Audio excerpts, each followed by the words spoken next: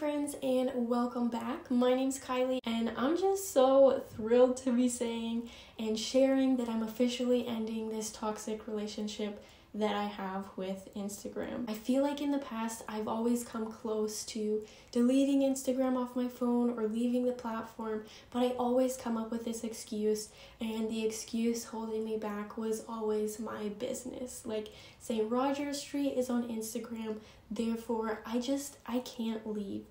And so in this video, I just want to share my open and honest experience on the platform and share with you the things that have led me to this point of finally leaving the platform.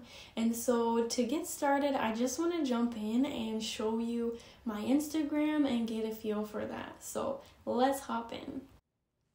Here we are at the very beginning of my Instagram account.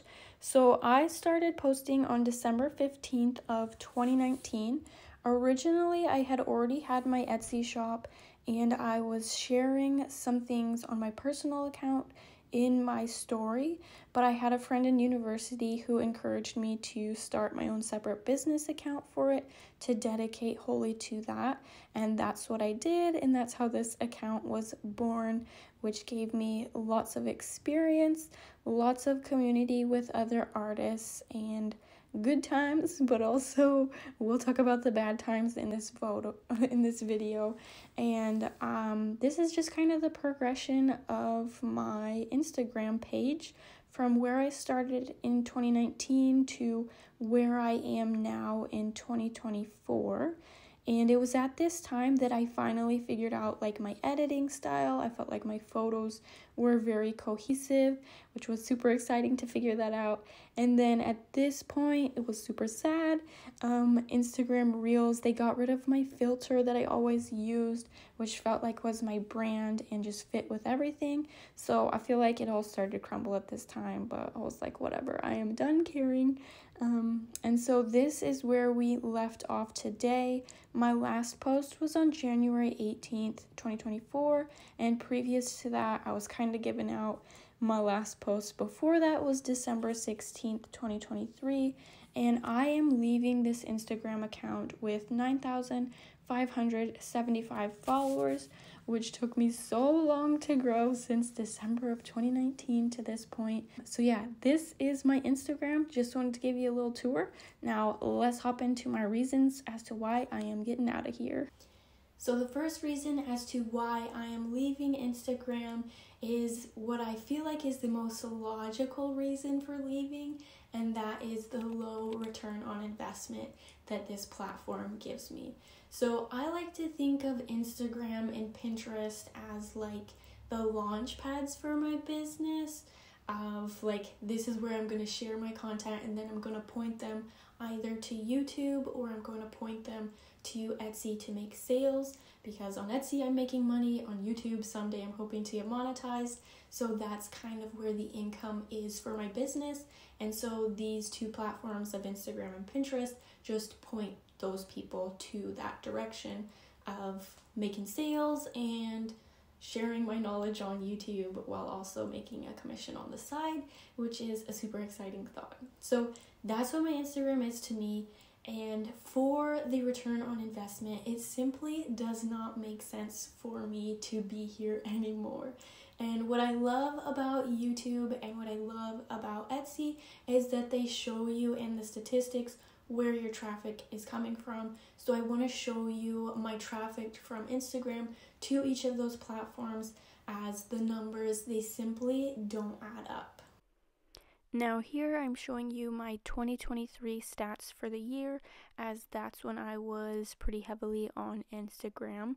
As you can see, my total visits to my Etsy shop was 23,000. And then here we can see the more specific breakdown of these 23,000 visits. So Etsy brought in 66% of my visits in 2023, and I was responsible for bringing in 34% of those visits. Now they have some different tabs that you can kind of click on and see where that traffic's coming from. And when I click on social media, You can see down at the very bottom, Instagram was responsible for bringing in 105 of these 23,000 visits, which is basically nothing. But I'm honestly not quite sure where they get this number from, because whenever I click into my direct and other traffic as well, you see the link tree there, and that's what's connected to my Instagram account. When people go to the link in my bio, they have to click my link tree, which then goes to my Etsy shop. So I'm not entirely sure kind of how they break down those Instagram links, but that one might be a little bit skewed of the 105. Whereas this Linktree statistic sounds a bit better, as there's 2,183 clicks or traffic that's brought from my Instagram. But for me, like the 2,000 out of 23,000, it's just I'm not gonna put my effort there for such a little return. YouTube and Etsy are both like search engines in and of themselves. Etsy is a marketplace, so people are going on there with the intentions of buying something. They just need to search what they want. Now, when people are going to YouTube, they can browse the home feed, or they can search a search query, and it's a search engine, so your things are constantly being found there.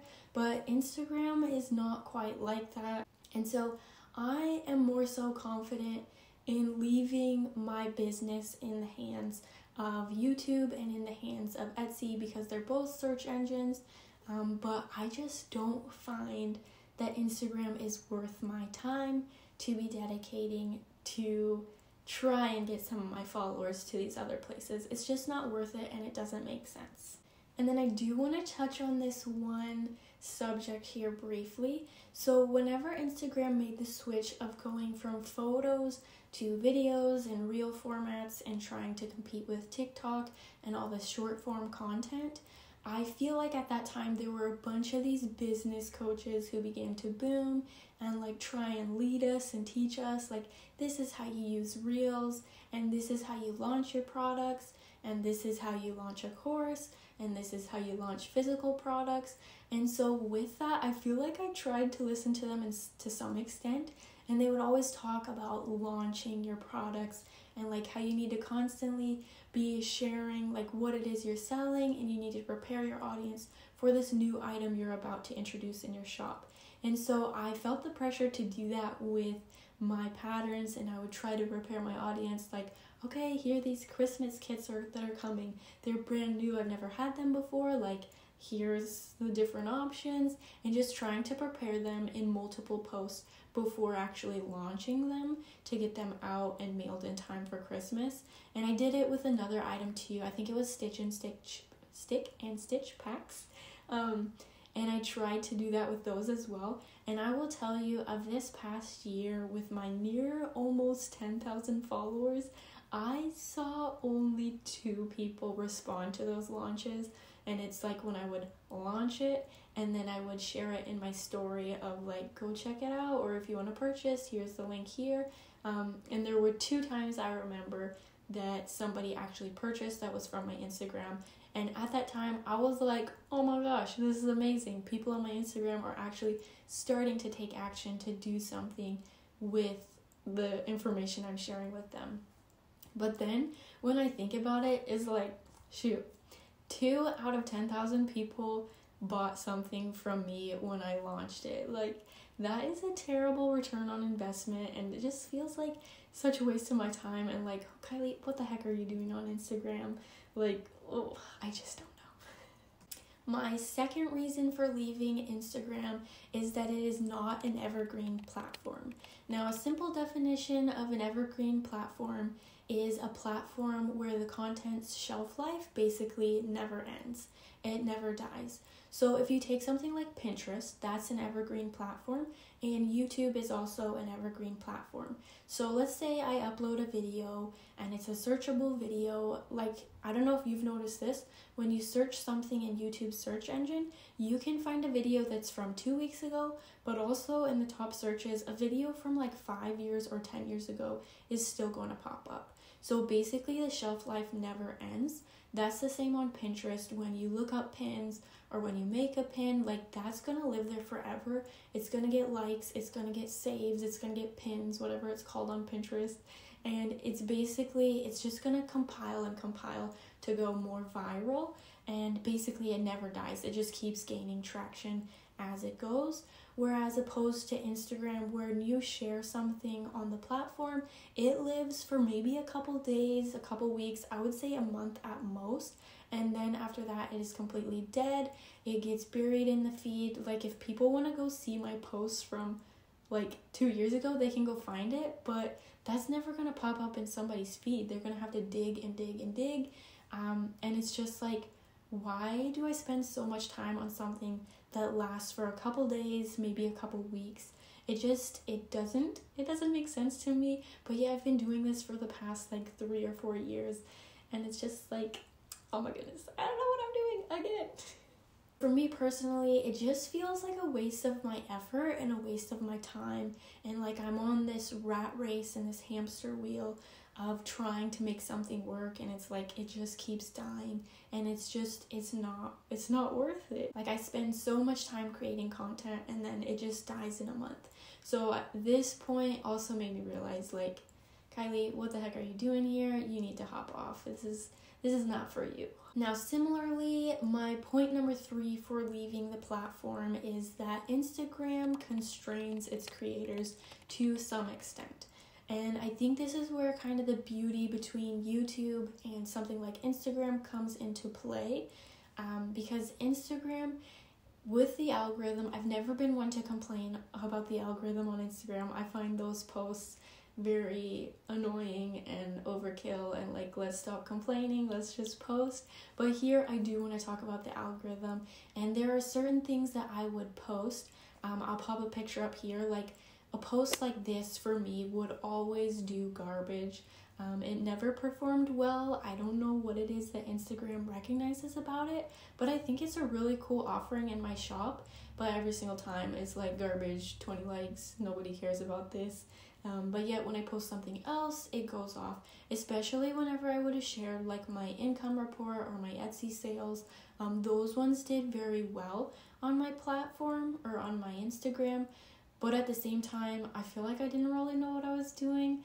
I'm also full transparency. I feel like I'm still like, I'm just a normal human. I'm trying to figure out my business, and I feel like doing that did give me a bunch of followers and a bunch of traction, but it's like, why am I attracting these people? Because now I have a bunch of people following me that just have Etsy shops and don't care about hand embroidery or my art, and it's like, I don't know what I'm doing. So I think there's also a lack of clarity on what I'm doing and a lack of direction. I'll be honest about that. So that is definitely a part of it. But at the same time, I feel like Instagram is biased and they kind of only let certain things take off. And I've heard that from some other YouTube videos I've watched. They shared how whenever they would post something like with a watermark from TikTok on it, it would do really poorly, or if they even talked about TikTok, like it wouldn't do as good. So for me, it's like I would rather post somewhere where my content is not going to be biased or is not going to be as hit by the algorithm. If you compare it to something like YouTube, where you can get on here and talk about literally whatever the heck you want, you're not going to be punished. So I just think that's really cool, and I think you can also kind of do whatever you want on Pinterest. But on Instagram, I feel like they are a bit more picky. My 4th reason for leaving Instagram is pretty huge, and it is that Instagram is a major, can I say major distraction. I don't know about you, but I have wasted way too much time on this app. And what I like to think of is, what if I spent all of the time that I spent editing photos, taking photos, thinking of captions, making a reel, finding a trending audio, commenting, replying to these DMs I get, going through like weird comments and stuff, and it's like, what if instead of doing that, I actually invested in my business. So now if you watch this video up here about my 2023 income on Etsy, you will know like I didn't have much time in my personal life to make patterns, but it's also kind of like bad on me, Kylie. I totally could have made more patterns, but instead I chose to work away at Instagram and waste time on there, chasing after these followers that honestly don't even do anything for me. That goes back to the point of return on investment, such low return on investment that it was just a waste of my time. And it's like, I could have done so much better in my business, making more money if I actually prioritized the right thing instead of chasing after these followers and this giant vanity metric. And what I think that comes down to is just looking at the opportunity cost of it all and what's right for you and what's right for your business, what's working, and where your time would be best used. And going along with this major distraction idea, I found it really quite annoying and frustrating in the creation process, like of my art. So here I am trying to embroider like and enjoy this craft, but at the same time, I can't really enjoy it because Instagram tells me I need to make these little content videos, I need to make reels. So I have to stop what I'm doing mid-stitch to grab my phone to record some silly little video to post on the internet, to get some views, to get some followers, to try and get some sales, which clearly is not working. And so it just like, it took away the joy for me in creating. And it honestly felt like it put a damper on my mood, and it put me in a frustrating mood as well, because half the time it's like, okay, my lighting's garbage. Like Instagram also made me so annoyed with the filters because like I had a filter that I felt fit my brand very well, and I think it was called Terracotta, and then just one day they up and got rid of it, and it's like, there goes my branding, and I don't know how to do Instagram anymore. And so it's just like too much of a distraction for me, and it's like I could be so much more productive if this app wasn't in my life and if this app was not in my business. Now, the fifth reason for me leaving this platform is that overall it's just not right for my business. So in the long term, when I think about my business, I envision it being something that brings in passive income. And so I don't want to be tied down to this app where I have to show up every week, where I need to show what's going on in my shop, where I need to show my face, where I need to show the new products I'm launching and preparing my audience. Like that, I just don't like that, and I don't want to be a part of that. I feel like if you have an Instagram, you have to have it all put together. You need to have the aesthetic, but not only that, you need to have the schedule of what you're going to be launching and all these different holiday things, and that's just not how I roll. Like sometimes when I think of a new idea or a new product, it's like, okay, Kylie, let's make that right now, and guess what? I'm going to throw that in my Etsy shop tomorrow, and we're going to see how it does. Like, I don't want to take a month to explain to my Instagram followers what I'm doing and what's coming. Like, I'm just going to hit them with it. I'm going to throw it in my Etsy shop. So for me, I don't feel like Instagram is right because I don't want to do that. Which leads me to my sixth point in being that Instagram is not right for me personally. So I don't want to feel the pressure to have to show up on my phone all the time. I feel like in the past I have experienced burnout from this. And the burnout I've experienced in my business, I would say, is pretty much majority related to Instagram. So I would go through these times where it's like, oh my gosh, I'm ready to go give all of my hand embroidery supplies to Goodwill and throw it in the fire. Like, I am done. But when I took a step back and I deleted Instagram off my phone for a couple weeks, like, it was so refreshing. And it's like, I don't feel burnt out. I actually do want to embroider. And so I don't want to be on my phone all the time because I feel like it leads me to that kind of bad burnout state. And then also in my future, like I don't have kids yet, but I don't want them to see me constantly on my phone or addicted to my phone or having to stop what I'm doing to go create a silly reel. So it just doesn't feel right for me. And I feel like my uncle says it best when he told me like he's not on Instagram at this time because Instagram rots his brain. And I truly feel that is the same for me, that it rots my brain. I feel like it puts me in a bad mood. It wastes my time. it's not good for us, even though I feel like I'm in this toxic relationship of I know it's not good for me, but I keep going back to it. And I feel like this video is really good to make because it gives me that accountability of me saying, like, I'm done. I can't put up with this anymore. And I remember sometime last year I deleted Instagram for a couple weeks, and I was just like feeling so good. I got so much done in my business and just around the house and personally. And my husband even noticed, and he was like, wow, Kylie, like, I'm really impressed with the house. You were doing amazing. And I jokingly said to him, like, this is me without Instagram. This is what happens. And it was like such a beautiful thing, but also so sad of like how much time I actually waste on the app. And it's like I could be doing so much greater things, which also goes back to that point of Instagram being a major distraction. And I feel like this decision is really important for me, more so now than ever, because I've made a really exciting step towards my business this year, as I have stepped down a little bit from my normal day job. So I'm no longer working 5 days a week. I took a very safe step back, and I'm just working 4 days a week. And so with that, my intentions are to use that 5th day as a day to dedicate towards my business and to work on it. And when I say that, I mean I'm working on my Etsy shop and I'm working on my YouTube channel. I am not working on Instagram. So for this decision of going from 5 days to 4 days, I took a pay cut, and I told my husband when I did that, I was like, you need to help me. You need to make me accountable. Like, I cannot waste this 5th day of every week on Instagram. It's such a waste of my time, and I'm not going to let this year go to waste for me. Like, I'm going to make some moves, and I'm going to make some steps in my business, and it cannot be on Instagram. So that's also partially why I'm making this video, is just that extra accountability of saying, yes, I am doing this. And I would love to hear your thoughts and your experience on Instagram, how your journey has gone. And so if you want to let me know, you can share those in the comments. I would love to read them and share with you and listen. And in closing, I will say that I am not planning on deleting my Instagram account. Like, I have grown it to what it is today. I'm not going to delete it. Like, I am going to log out and not use the account.